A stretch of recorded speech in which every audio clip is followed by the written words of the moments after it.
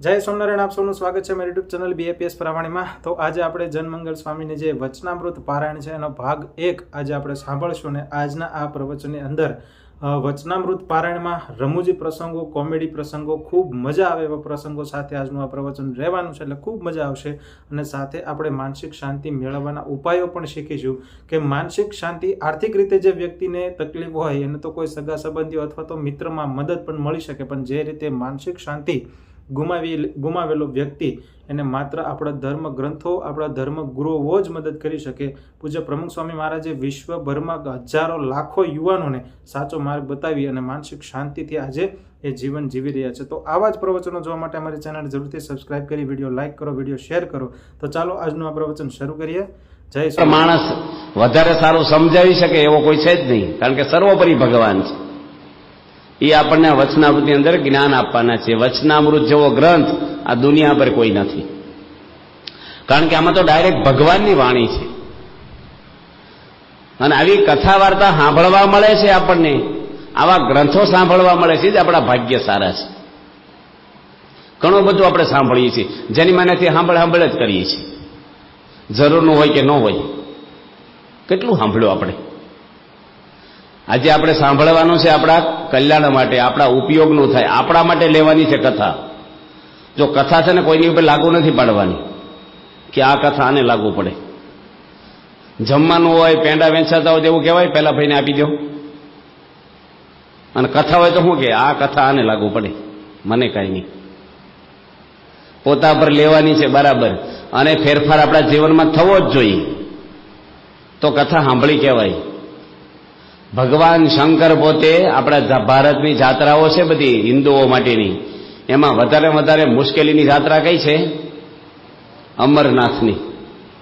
હજારો મનુષ્યો વર્ષ દરમિયાન મૃત્યુ પામે છે જાત્રા કરતા, અને અમરનાથની જાત્રા છે ત્યાં ભગવાન શંકર બિરાજમાન હતા। ત્યાં કુદરતી લિંગ થાય છે બરફનો, આજે પણ થાય છે, એકદમ બોર્ડર ઉપર છે ઝાડીની અંદર, અને પાર્વતીજી સામે બેઠા છે। પાર્વતીજી ભગવાન શંકરને પૂછે કે તમે આ ગળામાં બધી રૂંઢ માળા કહેતા ખોપરીઓની માળા પહેરી છે, એ કોની ખોપરીઓ છે આ બધી? મહાદેવજી કે આ તો બધી તારી ખોપરીઓ છે। પાર્વતી કે મારી ખોપરીઓ છે? કે હા, તું મરી જા તારે યાદગીરીમાં મારા ગળામાં એક ખોપરી હું પહેરી લઉં ફૂલની જગ્યાએ, એની બધી માળા બનાવી છે ખોપરીઓની। પાર્વતીજી કે તમારી ખોપરી ક્યાં છે? શંકર કે હું ક્યાં મરું છું, હું તો અમર છું। પાર્વતીજી કે એવું કેવું કે હું મરી જાઉં ને તમે ન મરો? તો મને એવું જ્ઞાન આપો ને કે હું મરું નહીં। એટલે ભગવાન શંકરે એને અમર વિદ્યાનું જ્ઞાન આપ્યું, એને ઉપરથી આપણે અમરનાથની જાત્રા કહીએ છીએ। પણ શંકર ભગવાને છે ને ડમરું વગાડ્યું કે અહીંયા કોઈ બીજા સાંભળી ન જવા જોઈએ, કારણ કે અમુક દવા અમુકને જ દેવાની હોય છે, બીજા સાંભળી જાય ને પાત્ર ન હોય તો દુરુપયોગ કરે। અને એવું જોશમાં ડમરું વગાડ્યું ને એટલે પ્રાણીઓ, પક્ષીઓ, મનુષ્યો જે કાંઈ હતા ને ઝાડીમાં એ બધાએ ભય પામીને ભાગી ગયા। પછી શંકર ભગવાન પાર્વતીજીને જ્ઞાન આપે છે, અને પાર્વતીજીને ઝોલું આવવા મળ્યું। જ્ઞાન એવું છે, જોજો ઘણે ઊંઘી જાય, થાક્યા હોય ને, અમેરિકામાં એવું કે છે કે ઊંઘવાની દવા 550 ટન વાપરે છે વર્ષ દરમિયાન, અને આપણે અહીંયા જાગવાની દવા દેવી પડે અમુકને, કથમ ઊંઘી જાય।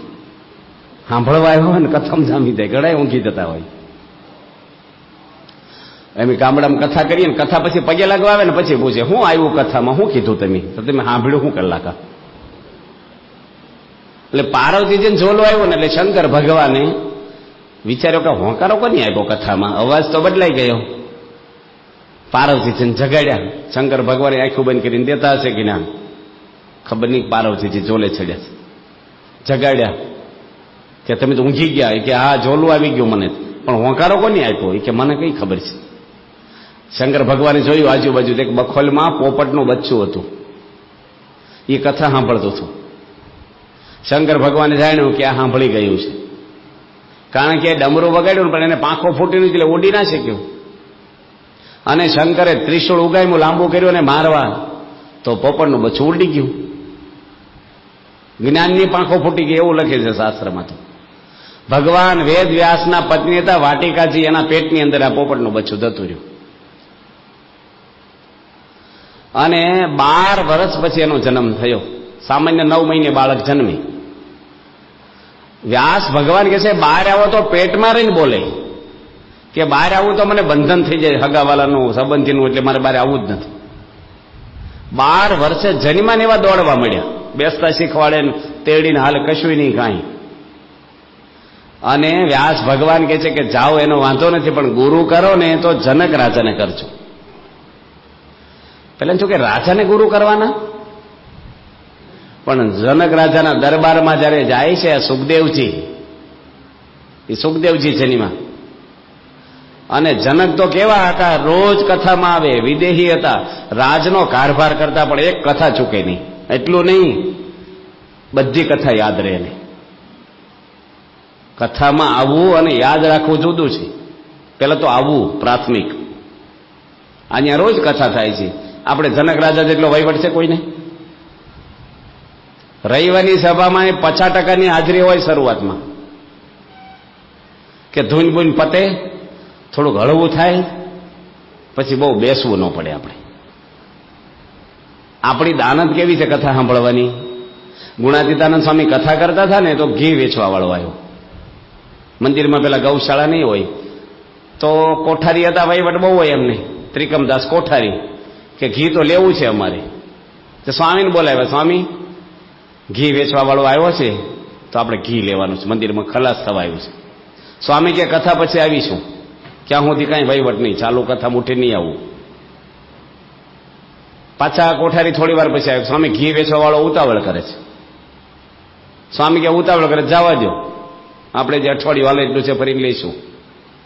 તો ઘી વેચવા વાળો નજીક બેઠો તો કે હું તો કાંઈ ઉતાવળ નથી કરતો, હું તો કથા સાંભળું છું.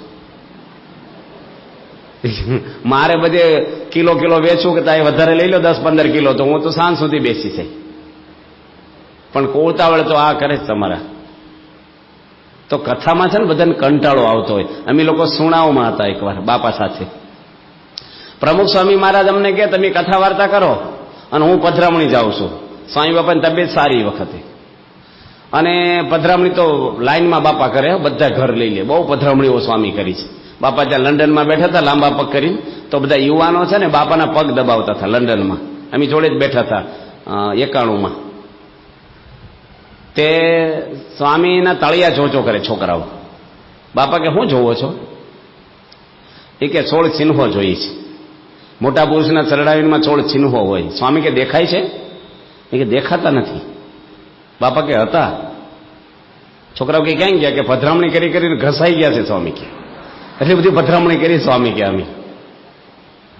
તો પ્રમુખ સ્વામી મારા સોડામાં પધરામણી નીકળ્યા ને અમને કે તમે કથા વાર્તા કરો છે. હું સર્વમંગલ સ્વામી, નારાયણ મુનિ સ્વામી અને કે આપણે મેળાવના હતા કબલ ભગત, અમે 4 જણા કથા કરીએ. અને સામે ઓડિયન્સ કેટલું? 3 જણા. કારણ કે બધાને ઘરે પધરામણી છે, બધા બાપાની ભેગા પધરામણી ગયા. એના ઘરના 2 સભ્યો ચંદ્રકાંતભાઈ હતા એક સુણાવમાં, અને બાપાને જોડે એક છોકરો ફરતો, પછી 3 જણા બેઠેલા. સવારે 8 વાગે સ્વામી નીકળ્યા પધરામણી, અને સ્વામી 9 વાગે આવ્યા પાછા, 4:15 કલાકે. અને સ્વામી જેવા રૂમમાં આવ્યા ને ત્યારે અમારે કથા ચાલુ હતી. સ્વામી કે વાહ, તમે તો જમીન પાછી કથા ચાલુ કરી દીધી. કે જો જમ્યા હું રિસેસ નથી પાડી કીધું, જમ્યા કઈ પાણી નથી પીધું. સ્વામી કે હું વાત કરો છો? મેં કીધું પૂછો બધાને, આપણે ઉઠ્યા છીએ. બાપા કે મને બળ મળી ગયું, લાવો હું ઘડીક કથા કરું. કે એટલા થાકીને આવ્યા પ્રમુખ સ્વામી મહારાજ, તો બાપા ત્યાં 10 મિનિટ બોલ્યા પાછા. અને જમવા બેઠા ને તો અમને બધાને 2 લાડવા આપ્યા પત્તરમાં. એટલે મેં પૂછ્યું બાપા લાડવા શાના માટે આપ્યા? બાપા છે ને કંઈક બદલી કરવાની હોય તો પ્રસાદ આપે, હવે તો એ બંધ થઈ ગયું છે. અથવા કંઈક એવું આપણે સેવા મોટી કરી હોય તો પ્રસાદ આપે. મેં શેના માટે લાડવા આપ્યા છે? સ્વામી કે તમે કથા વાર્તા કરીને એટલે અમે રાજી થઈ ગયા. 1 મહિનો ધાણા પાણા કરો ને તોય લાડવો ન આપે પ્રસાદમાં, પણ સ્વામી રાજી થઈ ગયા જો કથા કરી તો. અમે શ્રેષ્ઠા બોલીને આવ્યા ઓન સર્વમંગલ સ્વામી આણંદ. બાપા કે ક્યાં ગયા હતા? વિદ્યાનગરમાં હતા. એમ કીધું બાપા એમ બગીચામાં શ્રેષ્ઠા બોલતા હતા. તે સ્વામી અમારા ભાઈને પગને અડ્યા કે હું પગે લાગી લઈ તમને. પ્રમુખ સ્વામી મહારાજ છે ને એને પણ આ કથા વાર્તાનું એક વ્યસન છે. અત્યારે એટલી પ્રવૃત્તિની અંદર બાપા આગળ બધી રોજ કથા થાય, જમી આ તે, એટલે કથાનું આપણે અંગ રાખવું જોઈએ. કથા ગઈ ને તો બધું ગયું. હરિલામૃતમાં લખ્યું છે, સત્સંગનો કૃષ્ણ કથા જ પાયો, જેને કદાપી નબળો જણાણો. સત્સંગ રૂપી શુભજે હવેલી, પડી જવાની ગણવી વહેલી. શરીરનો મેલ જળથી જજાય, કથા સુણાથી મન શુદ્ધ થાય. હરિ કથા જે ન સુણે કાને, તેને હરિનું ન થાય જ્ઞાન. શરીરનો મળ શેનથી જાય? પાણીથી જાય. ગમે તેટલું જ્ઞાન હોય તો શરીરને સાફ કરવું જ પડે. 4 પ્રકારની શુદ્ધિ લખી શાસ્ત્રમાં. શરીરનું સાફ કરવું તો પાણી જ જરૂર પડે. મન સાફ કરવું હોય ને તો જ્ઞાન જોઈએ, સમજણ જોઈએ. દશરથ જેવા રાજા, હમણાં મેં વાલ્મીક રામાયણ આખી વાંચી થોડા સમય પહેલા. દશરથ રાજા એવું કહેવાય છે કે ઇન્દ્રની ગાદી પર બેસતા. ઇન્દ્રને મળવા જાય ને તો ઇન્દ્ર સામે ન બેસાડે, એની જોડે બેસાડતા. આવો રાજા સમરથ, દેવતાઓ જેની મદદ માગે. અયોધ્યાનો ચક્રવર્તી રાજા, પણ એને જયારે કુટુંબના પ્રશ્ન આવ્યા જુઓ તમે, અને ઘરની અંદર આ બધા પ્રશ્ન એને શરૂ થયા, 8 દિવસની અંદર એનું મૃત્યુ થયું. માણસને ફેમિલી પ્રોબ્લેમ થાય ને ભાંગી પડે, તૂટી જાય માણસ. ગમે તેટલું તમે મેળવ્યું છે જીવનમાં, બંગલા બાંધો, સોસાયટીઓ બાંધો કે સિટીઝન થાવ ફોરેનના, અંદરના પ્રશ્ન આવે ને ત્યારે કહેવાય નહીં ને સેવાય નહીં, રીબાતો હોય માણસ. બધું સુખ ફીફા લાગે તમને. પછી અમેરિકાના મોટા રાષ્ટ્રપ્રમુખ થયા કેનેડી વાળા, આપણે લિંકન, અબ્રાહમ લિંકન. એની પણ આત્મકથામાં આવે છે કે એને આપઘાત કરવાના વિચાર કર્યા છે. કેવો મનોબળ વાળો માણસ, ગરીબ ઘરનો છોકરો, કઠિયારાનો. એની માં છે ને એ લાકડાના થળિયા પર કોલસાથી એને ગણિતના દાખલા શીખવાડે. ભણવાના પૈસા નહોતા, અને 8 વાર તો ચૂંટણીમાં હારી ગયો છે. હાવ ભાંગી પડેલો માણસ, પણ મનોબળ કેટલું મજબૂત એનું કે એ માણસ 13 વાર ચૂંટણી લડ્યો છે, અને રાષ્ટ્રપ્રમુખ હારામારો થયો. ઓબામાએ એમણે શપથ લીધા અમેરિકામાં. કયું સ્થાન નક્કી કર્યું હતું? લિંકનનું સમાધિ સ્થાન. 5 લાખ માણસો ભેગા થયા હતા ત્યાં, કે ત્યાં હું શપથ લઉં. આજે એને યાદ કરે છે દુનિયા. પણ એના મિત્રને પત્ર લખ્યો કે હું આપઘાત કરવાનો છું 2 દિવસમાં, હવે તને મળી નહીં શકું. સારું, એનો મિત્ર આવી ગયો ને વાત કરી. શું પ્રશ્ન હતો? એની પત્નીનો કકળાટ. બસ એ જ. એની પત્ની છે ને થોડી ચોખ્ખી નથી ને, એટલે બધી અપેક્ષાઓ રાખે ને, આને કંઈ ગણે નહીં ને, આને એનું રોજ એનું ટેન્શન, રોજ કચકચ. એટલો મનોબળ વાળો માણસ, પણ કુટુંબના પ્રશ્ન જયારે આવે છે ને ત્યારે માણસ ભાંગી જાય છે. મોટી મોટી સંસ્થાઓ જુઓ, ભગવાન સ્વામિનારાયણે સ્થાપેલી સંસ્થાઓ પણ કથા વાર્તા ગઈ તો બધું ઉજળ થવા આવ્યું. સ્વામિનારાયણના સાધુ તે કઈ જેલમાં જતા હશે? પણ આજે કથા ગઈ એટલે નિયમો ગયા, અને નિયમો જાય એટલે દુઃખ શરૂ થાય. એટલે આપણે શ્રીજી મહારાજે 4 વાતના જીવનું જીવન લખ્યું છે. કથા છોડવી નહીં. કથા, સત્સંગનો કૃષ્ણ કથા જ પાયો. પાયા ઉપર ઇમારત ટકે. પાયો મજબૂત હોય. આજે આપણી BAPS સંસ્થામાં તમે જુઓ, દુનિયામાં ઘણી બધી હિન્દુ સંસ્થાઓ હશે, પણ આપણે ત્યાં કથા વાર્તા જે રીતે ક્વોન્ટિટીમાં અને ક્વોલિટીમાં થાય છે.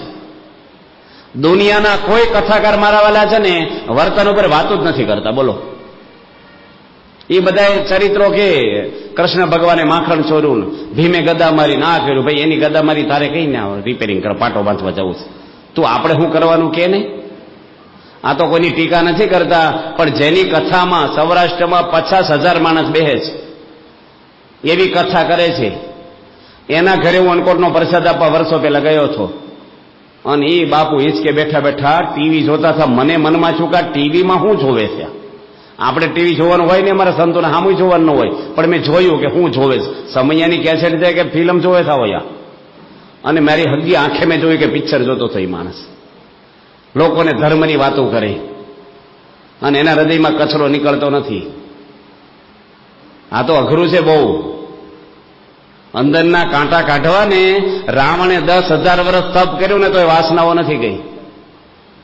ઇન્દ્ર રાજાએ 100 યજ્ઞ કર્યા ત્યારે ઇન્દ્રને ગાદી પર બેઠો, એ ગૌતમ ઋષિના ઘરમાં બિલાડો થઈને બેઠો, ખોટા કરવા ગયા. તપથી ન બળે અને જ્ઞાનથી ને યજ્ઞ બધું ફીફા છે. ગમે તેટલી જાત્રાઓ કરો ને તો ઘરમાં કંટાળે એટલે બસની ટૂર કાઢે, થોડીક મજા આવે, પણ પાછો ઘરમાં જ આવવાનું 10 દાડા પછી. મન બદલવાનું છે માણસનું, મનના વિચારો બદલવાના છે, સંજોગો કોઈના બદલાય નહીં. આ કથા વાર્તા છે ને માણસને બદલી નાખે આખો. આ રામસંગ બાપુ ને રીસુભા ને કેવા ખોખાર માણસો બધા, આખો પંથક બીવે. માણસને મારવો તો આમ રમત એને. કેટલા માણસોને મારી મારીને પોતાના ફળિયામાં દાટે, પાછા વાડામાં પાછળ. બાપા ગયા ત્યારે કીધું પાણી છટો બાપા, એ તો કેટલે મળદા દાટેલા છે. આવા માણસોને પ્રમુખ સ્વામી 2 શબ્દ કહે ને આખો બદલાઈ જાય માણસ. જિંદગી હથિયાર મૂકી દીધા. 8 કલાક કથા સાંભળતા રામસંગ બાપુ, 8 કલાક. ભણેલા નહોતા, એક બ્રાહ્મણ રાખ્યો પગારદાર કે 8 કલાકની નોકરી ને 1500 પગાર તને, મને કથા સાંભળાવાની તાર, બસ 4 કલાક સવારના વારે 4 કલાક બપોરના વારે, 8 કલાક કથા સાંભળે. અને બ્રાહ્મણ કહેતા કે 8 કલાક માળા ચાલુ હોય બાપુના હાથમાં. આવો માણસ જાનો લૂંટે, વરરાજાને મારી નાખે. એ માણસને સહજાનંદ સ્વામી હાર લઈને અંતકાળે તેડવા આવ્યા અને ગામના લોકોને દર્શન થયા. આ પ્રમુખ સ્વામી માણસને બદલી નાખ્યા. કથા વાર્તાનું આપણે અંગ રાખવાનું છે. કથા તો દુનિયામાં ઘણી થાય છે, બહુ પૈસા હોય એટલે માણસ પારાયણ બેસાડે, ભાગવતની. હમણાં એમાં રોયશાળામાં ભરવાડો એ રામાયણની પારાયણ બેહારી છે. રોયશાળા ગામ છે, કૃષ્ણ વલ્લભ સ્વામી અક્ષરજીવન સ્વામીનું ગામ. તે નાની ઉંમરના એક બેન વાંચવા આવેલા રામાયણની પારાયણ. પૂર્ણાવંતીમાં વ્યાસપીઠ ઉપર જ ન આવ્યા. પેલા કે સ્વામી બેન હાલો ને, કે હવે ટાઈમ થઈ ગયો, 1 કલાક મોડું થઈ ગયું. એ કે પેલા 25,000 રૂપિયા ગણીને મારા પાકીટમાં મૂકી દો, પછી આવીશું. આપણે વાત થઈ કે હું 25,000 લઈશ. આજે પૂર્ણાવંતી છે. એ કે અમે છેલ્લે આપશું, કે તમારો વિશ્વાસ નહીં ભરવાડોનો, એ કે પહેલા જ ગણી દો. એ કે અત્યારે હું તેમાં જે આવ્યા છે ને એ તો અમારા રહોડામાં પ્રસાદમાં વપરાઈ ગયા છે, હવે છેલ્લે આરતીમ સડાવો થાય ને એમાં આવશે, તમને દેશું. એ કે તો હું પૂર્ણાવંતી જ નહીં કરું. તે 1.5 કલાક લેટ થઈ કથા. ગામમાંથી વ્યાજે લાવ્યા, ત્યારે પાકીટમાં મૂક્યા 25,000. ત્યારે પેલા બેન વ્યાસપીઠ ઉપર આવ્યા પૂર્ણાવંતી કરવા. અને 9 દાડાની પારાયણમાં સમજાવ્યું કે રામ ભગવાને રાજનો ત્યાગ કરી દીધો, ભરતજી નીકળી ગયા, લક્ષ્મણજી નીકળી ગયા, તો તમે શું ત્યાગ કર્યો? આ તો બધું સમજાવવાનું જુદું. પેલા મહાત્મા નહીં પ્રવચન કરવા ગયા કોલેજમાં, પિક્ચર જોવાની, ગુટકા ખાવાની, ઠેકડું મેં ટોકીજમાં જ ભેગા થઈ ગયા છોકરા મહાત્મા. લો રવિવારે છોકરા કે મહાત્મા તમે જ આવ્યા હતા કોલેજમાં? કે આવ્યા છો ને, કે તમે ના પાડતા હતા ને પિક્ચર ના જોવાય. એ કે જો લુવાર છે ને એ તરવાલું બનાવે તે લડવા ઈ જાય છે. એ તો બનાવે લોકો વાપરે, કોદાળી બનાવે તે કે હું વાતો કરું તમે જીવન જીવો, બધું કરું તમે શું કરશો? આજે કઈ જ્ઞાન કહેવાય? આવું જ્ઞાન આપે આવું શીતરું. આ તો ગુણાતીતાનંદ સ્વામી વાતો કરી છે ને, ધાર વાતો કરી છે વિષય ખંડનોની. એટલે મહારાજ કે અમારું જ્ઞાન અને અમારા સંતો અક્ષરધામમાંથી હું લઈને આવ્યો છું. એવું આપણે જ્ઞાન આપ્યું છે સ્વામિનારાયણ ભગવાને. અને વચનામૃતમાં જ ભર્યું છે, પણ આપણે આને વાંચી વિચારીએ તો. આ તો છાપા વાંચે. સંત સ્વામી કહેતા બાપા વગેરે હાલે, પણ છાપા વગેરે ન હાલે. સવારમાં પેપર લઈને ખોલે. આ કોઈ વાંચે છે? સ્વામિનારાયણના સત્સંગીઓ વચનામૃત નહીં વાંચે કોણ વાંચે? એ જમાનામાં લાઇટો નહોતા, પ્રેસ નહોતા, પેનો નહોતી, અને પરમહંસોએ આ ગ્રંથ તૈયાર કર્યો છે આપણા માટે. એક વચનામૃત. આજુ સુરત એક ભાઈને ઘરે પધરામણી ગયો હતો, લાભુભાઈ નારોલા છે, લાભુભાઈ લાલજી. એના પત્નીની વાત કરી લાભુભાઈ કે મારી પત્ની રોજ 70 વચનામૃત વાંચે રોજના. આજે જ પધરામણી કરી મેં સવારે 11 વાગે. 70 વચનામૃત રોજ વાંચે કે રોજ 70 વાંચવાનો નિયમ જ છે, 70 વચનામૃત. તો આપણે એક પેજ તો ખોલો. તમારા છોકરાઓને જ ખબર ન હોય વચનામૃત જેવો સ્વામિનારાયણનો એક ગ્રંથ છે, એ અડ્યો નહીં હોય ક્યારે એને. તો ભગવાનની વાણી ભગવાનનું સ્વરૂપ છે. આમાં તો પાર વગરની બધી વાતો આવે છે. તો ભગવાન સ્વામિનારાયણ આપણને એવું જ્ઞાન આપ્યું છે ને, જ્ઞાનથી આપણે સુખી થવાના છીએ. આ જ્ઞાનથી જ આપણા દોષો નીકળે, વાસનાઓ બળે, આપણા સ્વભાવ જાય. લોહી બગડ્યું હોય તો ગમે તેવા તમે શેમ્પૂ હાબુ ઘસો ને તો સારું ન થાય, અંદરનો બગાડ છે. કોઈ દોષોના ઓપરેશન નથી થતા, ભાઈ ક્રોધ છે ને ઓપરેશન કરી નાખો નીકળી જાય. અને માન છે તાને ભાઈ ઓપરેશન થાય માન જતું રહે, નીકળતું જ નથી. આ તો બધાને હોય છે અંદર, દેવતાઓને હોય છે, મોટા ઋષિ મુનિઓને હોય છે. અરે દુર્વાસાને વિશ્વામિત્ર જેવાય પરણ્યા છે. નારદજી જેવાને ભણવાનું મન છું ને, શંકરને બ્રહ્માનું લખ્યું શાસ્ત્રમાં. આ તો કોઈને છોડે નહીં માયા, સખત માયા છે. તો ભગવાનની કૃપા છે. અને આવા મહાન પુરુષ પ્રમુખ સ્વામી મહારાજ જેવા ગુરુ આપણને મળ્યા છે ને, એટલે કાંઈક આપણે માર્ગે નિર્વિઘ્ન થોડા ચાલી શકીએ છીએ, થોડું સમજી શકીએ છીએ આપણે. નકર અહીં બેહવાય ના હવાય આપણથી. એનું બળ, એના આશીર્વાદ, એની કૃપાથી આ બધું થાય છે. ભગવાન સ્વામિનારાયણ આપણે જ્ઞાન આપ્યું છે, જ્ઞાનથી આપણે સુખી થવાનું છે.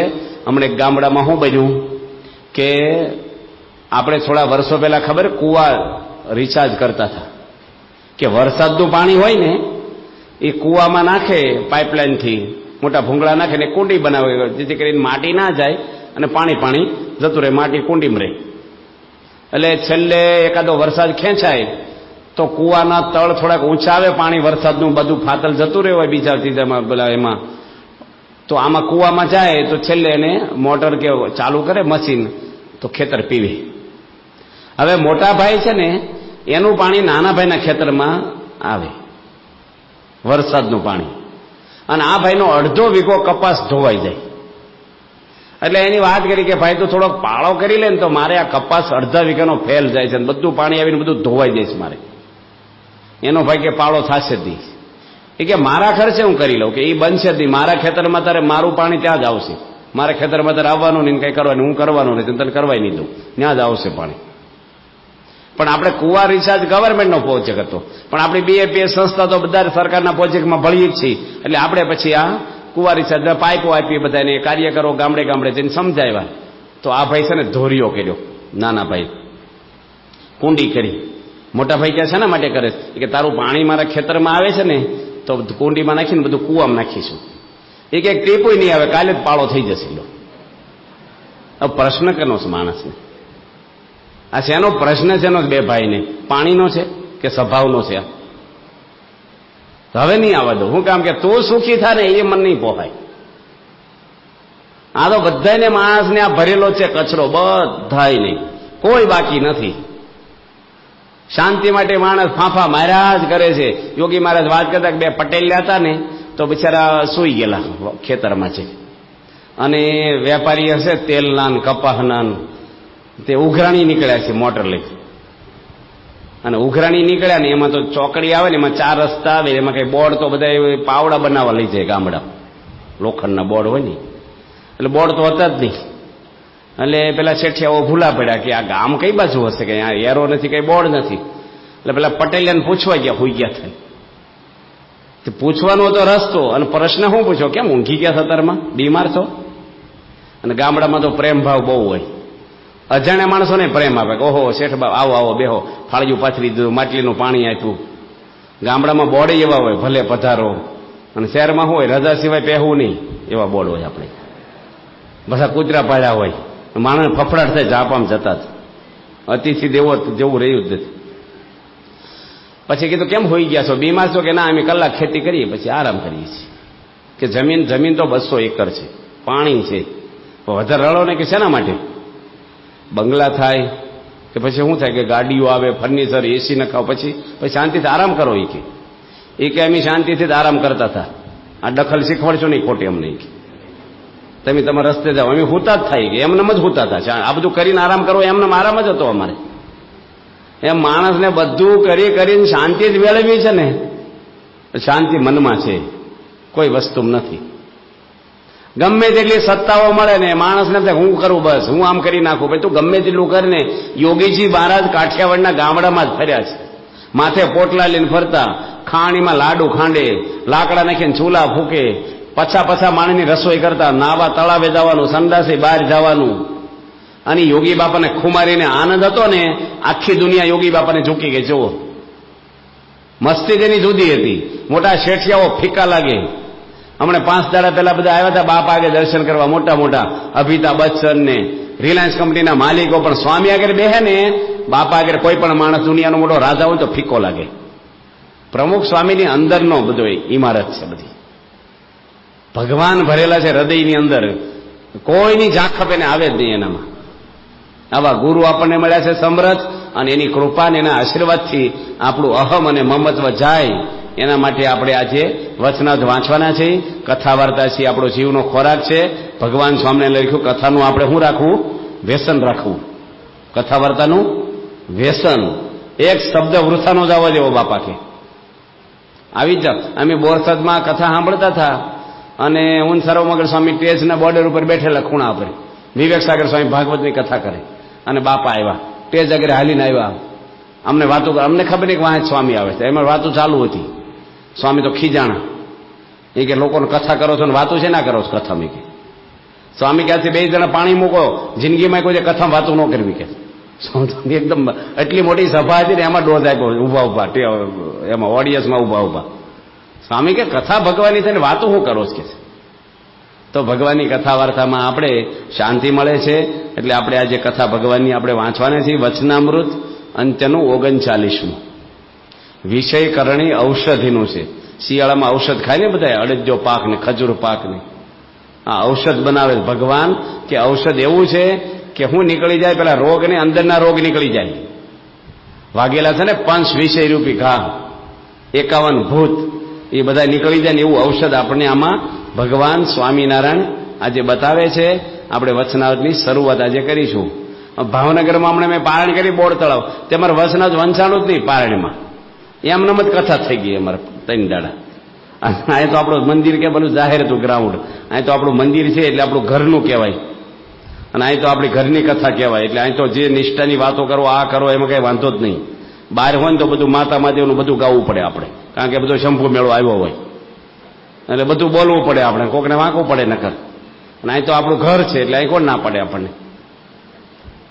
સ્વામિનારાયણ રે વચનાતમ અંત્યનું 39મું વિષય કરણી ઔષધિનું. દુનિયાનું કોઈ શાસ્ત્રમાં સાલ, તારીખ કે તિથિ લખ્યા નથી. હા, કોઈ શાસ્ત્રમાં. આ તો કેવા કપડા પહેર્યા હતા ભગવાને, કઈ દિશામાં ભગવાન બેઠા છે, અમે ઓડિયન્સ કોણ બેઠું છે, કયા તિથિના દાડે વાત કરી છે. આ તિથિ ઉપર બધા ગ્રંથો છે, કોઈ તારીખ ઉપર છે જ નહીં. આપણે આ તારીખો તો અંગ્રેજોએ નાખી દીધી આપણને. આપણે તો અમાસે રજા હોય, 11સે રજા હોય, પૂનમની રજા હતી. આ રવિવારે અંગ્રેજોએ નાખ્યો છે આપણને. અંગ્રેજો 200 વર્ષ રહ્યા, બધા નિયમ એના આપણને વળગાડી દીધા. આપણો એક નિયમ લીધો નથી લોકોએ. ટેબલ ખુરશી પર ખાવું, ચમચીથી ખાવું, એ ભારતની સંસ્કૃતિ છે. આ કોની આપ્યા આપણને? અંગ્રેજો નિયમો આપ્યા. બધા રજા રાખવી રવિવારે, કેટલા નિયમો આપ્યા છે અંગ્રેજોએ. બધી રમતો આપી, આ આપી. એક અંગ્રેજનો બૈરું કોઈ હાડી પહેરતું છું એટલાઓ 200 વર્ષ રહ્યા, અને તમારા બૈરાને પાટલું ચડાવ્યા એ લોકો થઈ ગયા છે ને પહેરતા. આપણી સંસ્કૃતિ છે આ. અંગ્રેજો તો કેટલું બધું નાખી ગયા આપણને. અત્યારે કઈ છોકરાને ખબર ન પડે છે. મેં અમુક પૂછે ને 11 શું કે છે, પેલા 11 ને પૂનમ બધું જતું જ રહ્યું. તારીખની વાત કરો, બધી તારીખો જ આવે ને અંગ્રેજી ભાષા આવી ગઈ. એકય અંગ્રેજ ગુજરાતી બોલતો જ નથી, આપણે અંગ્રેજી બધું આવી ગયું. અને બધાય અમે એકવાર નવસારીમાં જોડી માગવા નીકળ્યા ને તો એક ભાઈ હુતા થાય ને ઘરે, જે જોડા પહેરીને હુતા હતા, એમ જગાડ્યા હતા જોડીમાં. મેં જોડા પહેરીને હુવો, એ કે હું જોડા કાઢતો જ નથી. જમવા બેસે તો એ નહીં, જોડા સંડાસમાં લઈ જાય પાછા. આપણે નવાઈ લાગે કે જોડા કેમ ના ફાવતા હશે. હું હવે એ જોડા પહેરીને ખાય, એમાં હું ભગવાનનું માન રહે, વિચારો હારા રહે. 1886 અષાઢ વદી 10મે દિવસ શ્રીજી મહારાજ શ્રી ગઢડા મધ્યે દાદા ખાચરના દરબારમાં ઉગમણેદાર ઓરડાની ઓસરીએ વિરાજમાન હતા ને સર્વે શ્વેત વસ્ત્ર ધારણ કર્યા હતા ને પોતાના મુખારવિંદની આગળ પરમહંસ તથા દેશ દેશના હરિભક્તની સભા ભરાઈને બેઠી હતી. પછી શ્રીજી મહારાજ સર્વે પરમહંસ આગળ તથા સર્વે સત્સંગી આગળ વાર્તા કરી છે. ભગવાનની માયા તે કઈ છે તો દેહને વિશે અહમ બુદ્ધિ અને દેહ સંબંધી પદાંશે મમત્વ બુદ્ધિ, એ જ માયા છે. એ માયાને ટાળવી, અને માયાને જેને ટાળી તે માયાને તર્યો કહેવાય. તે માયાને ટાળીને ભગવાનમાં પ્રીતિ કરવી એટલો સર્વે શાસ્ત્રનો સિદ્ધાંત છે. આજે સમજો કે ઘણે દિવસે કરીને સમજો. અને હનુમાન, નારદ, પ્રહલાદ મોટા મોટા ભગવાનના ભક્ત તેને ભગવાન પાસે એમ જ માગ્યું છે. જે અહમ મમતરૂપ માયા થકી રક્ષા કરજો ને તમારે વિશે પ્રીતિ થજો. માયાને તર્યા હોય ને તમારા વિશે પ્રીતિવાળા હોય એવા સાધુ તેનો સંગ થજો. આ માયા છે ને એ કોઈ દુનિયાની કોઈ વસ્તુ માયા નથી. આપણે બોલ્યા માયા બહુ વળગી છે, માયા બહુ ફસાઈ ગયો છે. માયા કોઈ વસ્તુ બતાવી જ ન શકો તમે. માયા છે ને એ માણસની હૃદયમાં પડેલી વસ્તુ છે, અને કોઈ વસ્તુ માયા નો કહેવાય, અને કોઈ પણ ને કહેવાય. અહમ અને મમત્વ એ શેમાંથી થાય એ નિર્ણય લઈ જ ન શકો તમે, ગમે તેમાંથી થાય. જો તમે પૈસાવાળા હોય, અમુક માણસો અહીં બેઠા હોય તો હશે, નહીં આવ્યો તો આવતા હશે કોક વાર. પૈસો આવે એટલે આપણને શું વધે? અહમ વધે, એટલે માયાવધી કહેવાય. કોકને જોજો ખાટું ન ભાવે, કોકને તીખું ન ભાવે, કોકને ગળ્યું ન ભાવે, પણ માન તો બધાને ભાવે. અહમ બધાનું પોસાય. સ્વામી લખ્યું છે કે મૂર્ખ માણસને વઢે ને ત્યારે રાજી થાય, અને ડાયા ઓલા મૂર્ખના વખાણ કરે ત્યારે રાજી થાય, અને ડાયાને વઢે ત્યારે રાજી થાય. આપણે શેમાં આવી? ગુણાતીતાનંદ સ્વામીના વચન છે આ. આપણી કોઈ ભૂલ દેખાડે તો યોગી બાપા કહેતા કે મને ટોકે ગમે. અહમ હાવ નીકળી ગયું છે. શાસ્ત્રીજી મહારાજ પોતે જયારે બોચાસનમાં હતા અને બામણ ગામની અંદર આપણા 4 સાધુઓ મંદિરના મેળા પર આરામ કરતા હતા, રાત્રે સૂતા હતા. જૂના મંદિરના સાધુઓ આવી અને આપણા સંતોને ઉચકીને બજારમાં નાખી દીધા.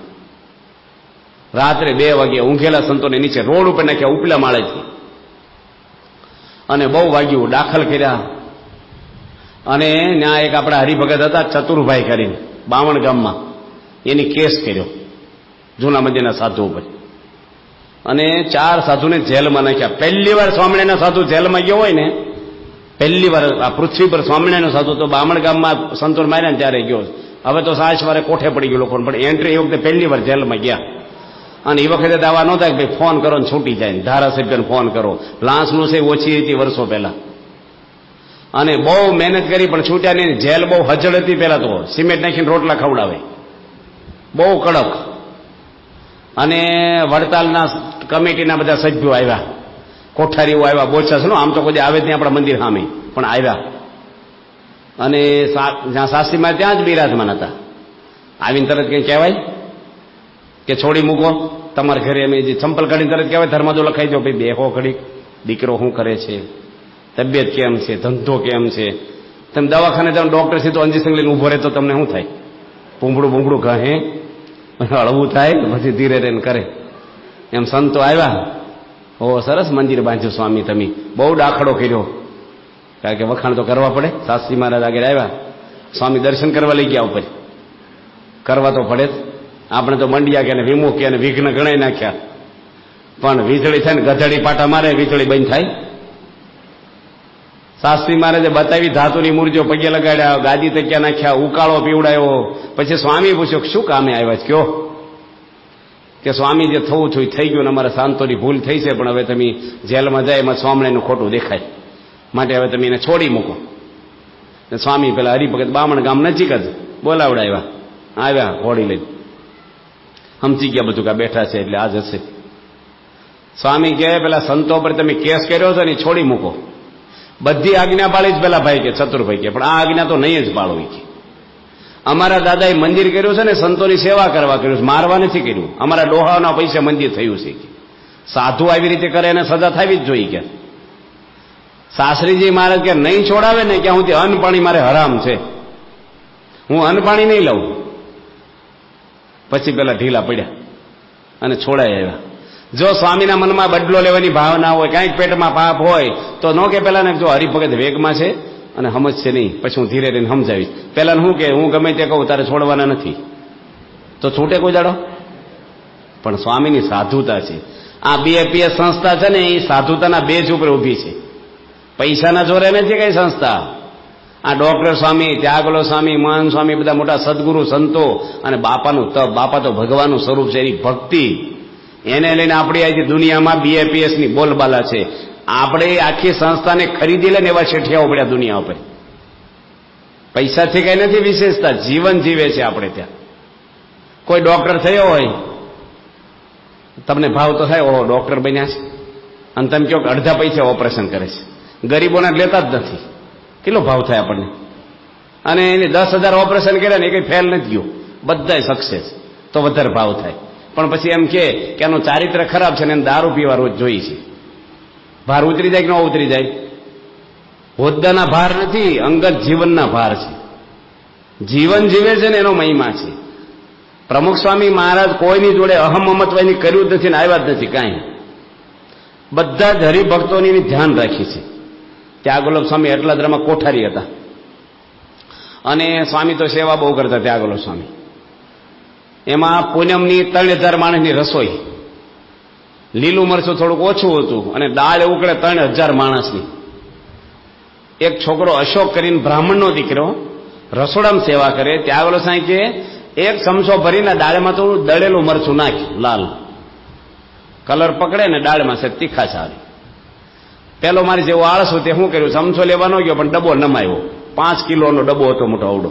તેમ સત નમાયો કે વાડકી જેટલું નાખી આખો પોળો પડ્યો મારી પર મરચાં બધું 5 કિલો. અને ઉકળતી દાળમાં પડે કે હાથમાં આવે મરચું. ત્યાગોલક સ્વામી બાજુ ઉભા છે. પેલો ગભરાઈ ગયો. ત્યાગોલક સ્વામી તો હસી પડ્યા. એ કે હવે દાળ ખૂટે જ નહીં આપણે.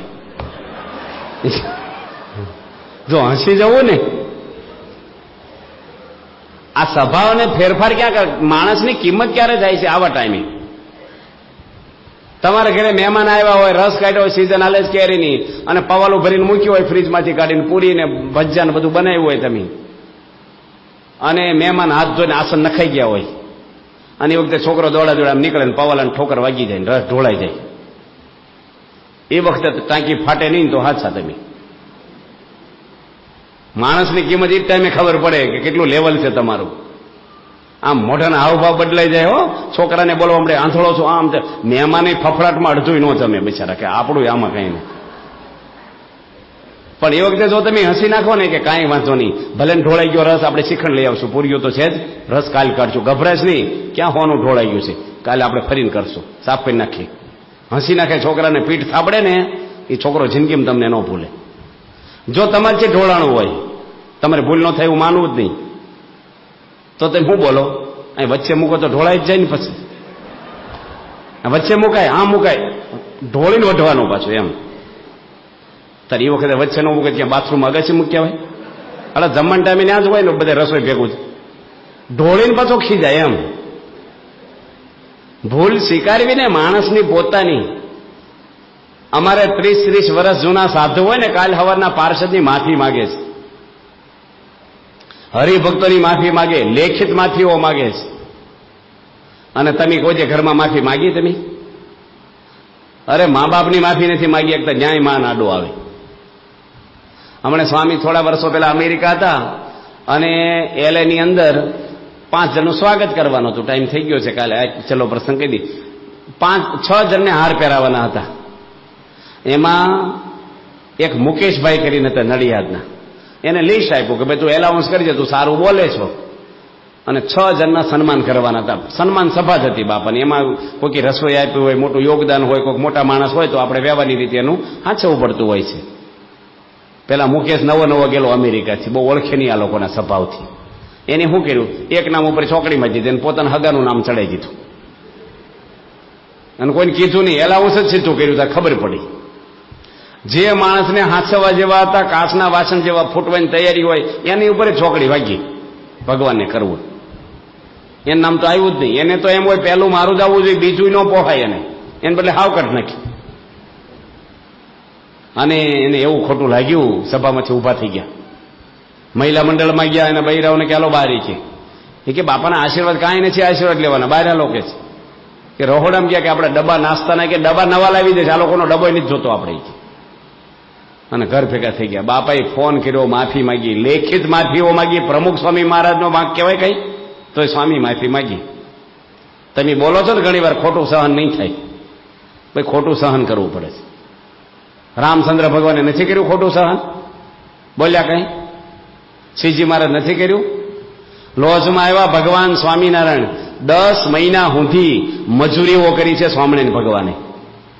અરે ભેંસુને પેલું છાણ ભેગું કરે, કપડાં ધોવે, વાસણ ઉડકે, ભીખ માગે. સહજાનંદ સ્વામી, મુક્તાનંદ સ્વામી નો કહી દે કે અષ્ટાંગ યોગ સાધીને આવ્યો છો ને 4 વેદ મોઢે બોલો છો, મજૂરી શું કરાવો છો? નો કે મહારાજ બોલ્યા નથી, સેવક થઈને રહ્યા છે.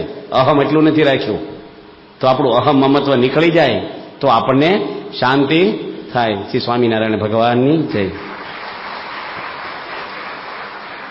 ગરબામાં જાય, નવરાત્રામાં, લગ્નમાં બધું કરતા હોય ને, એમાં તો સર્કસ હોય, 12 વાગી જાય તો ખબર ન રહે. પણ આપણે 15 મિનિટ કરી કથા વાર્તા શું શાંતિથી 2-4 કલાક સાંભળો ને તો કંઈક ઠરે. આ તો પંખાની સીટ બંધ કરો તો ઘડીક તો ફરે જ. એમ મન આપણું છે ને અહીં બેઠા હોય ને તો થોડીક તો આઘું પાછું થયા જ કરે. 2-4 કલાક સાંભળીએ તો થોડું ઠરે. એટલે આપણે વાત કરતા હતા અહમ મમત્વની, કે પ્રમુખ સ્વામી મહારાજ ક્યારેય કોઈની જોડે અહમ મમત્વ એને થયું નથી, કોઈ દાડો નહીં. અમે જ્યાં ન્યુયોર્કમાં બાપા સાથે સંતો હતા ને, અને બાપાને વાત કરી કે બાપા હાંકડી બહુ રૂમો છે. બાપા કે હાંકડી રૂમો હારી, કે આપણે તરત જડી જઈએ કોક હોય આવે ને તરત. અને એડિશન ગયા ત્યાંથી ન્યૂજર્સી મોટા મોટા રૂમ બધાય, અહીં બહુ મોટા રૂમ છે, કે મોટા રૂમ હારા, આપણે બધા હમાઈ જઈએ જેટલા હોય એટલા. એને સ્વામીને છે ને કોઈ દે કાંઈ આવે જ નહીં અહમ મમત્વ, ગમે તેવા સંજોગોમાં ન આવે. પ્રમુખ સ્વામી મહારાજને એવું કંઈ છે જ નહીં કે હું કંઈક છું. અવડી મોટી સંસ્થાના જયારે અધ્યક્ષ હોય ને, બાપા થાવ રિટાયર જેવા લાગે, જેને કંઈક કરતા કરતા બીજા હોય ને સંસ્થાના, એવું તમને અનુભવાય ઘણી વાર. સ્વામી પૂછે આનું શું કરશું, બધું જાણતા હોય છે અને બધું કરી શકવાના સામર્થ્ય છે એનામાં, એટલું અહમ નહીં. અહમ મમત્વ નીકળે. યોગીજી મહારાજ પોતે ત્યાં ગયા, અયોધ્યા ગયા હતા બાપા.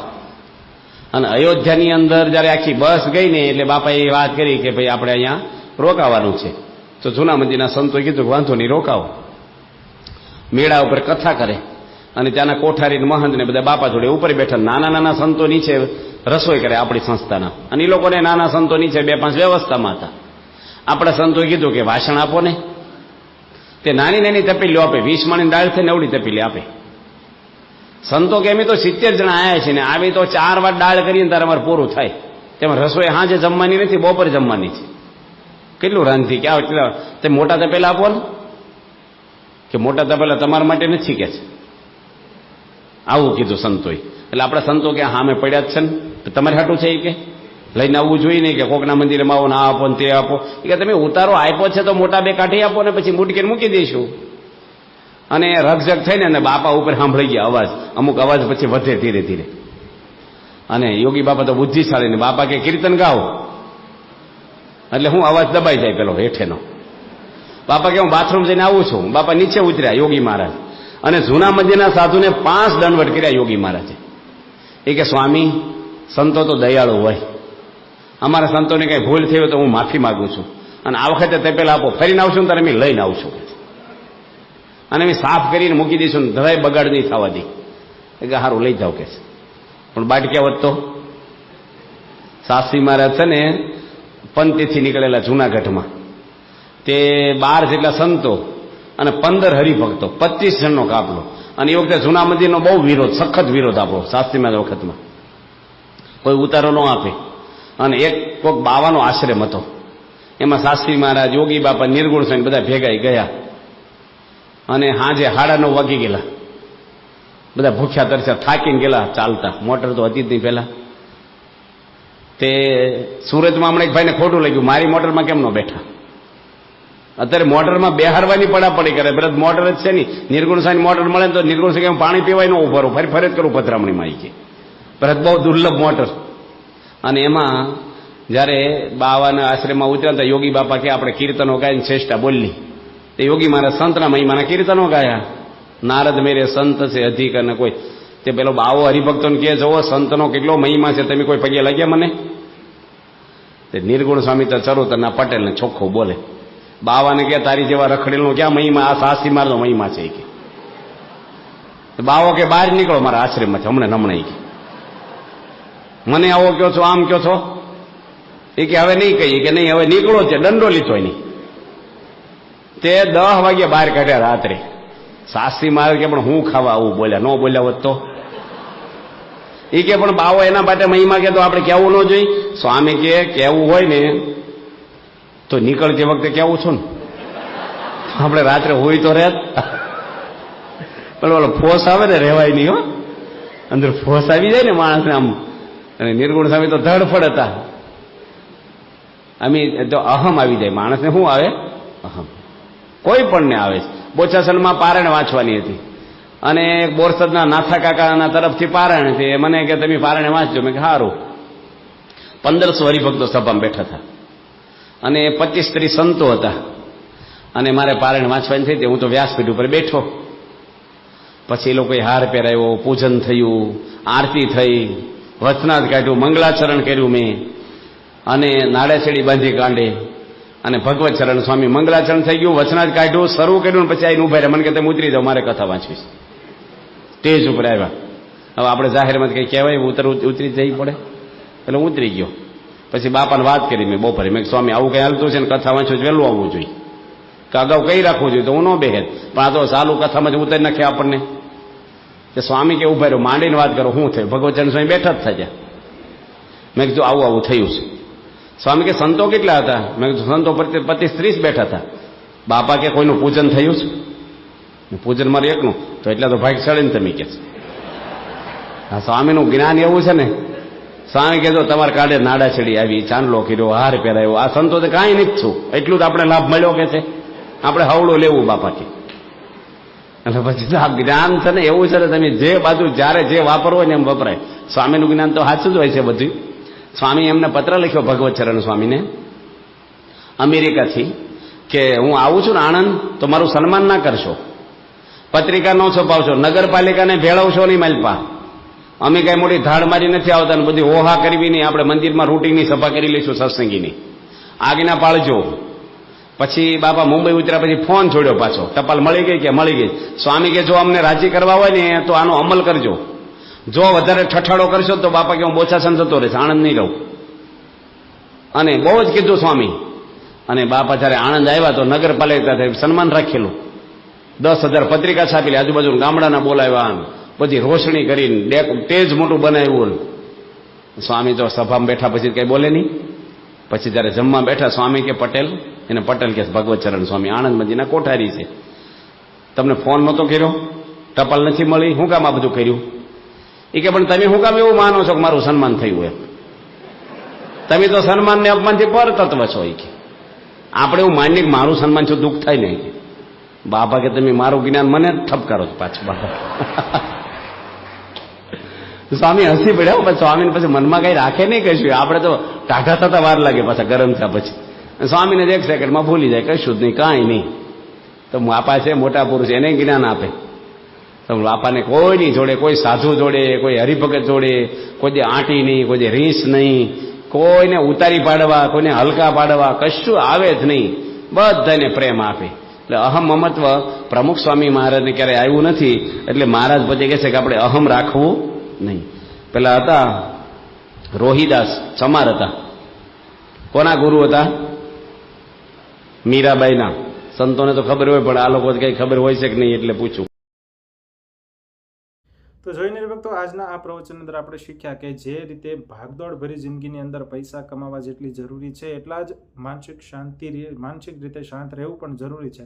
કારણ કે ક્યાંક ને ક્યાંક આપણી જિંદગીની અંદર એક અહમ હિસ્સો હોય છે માનસિક શાંતિ.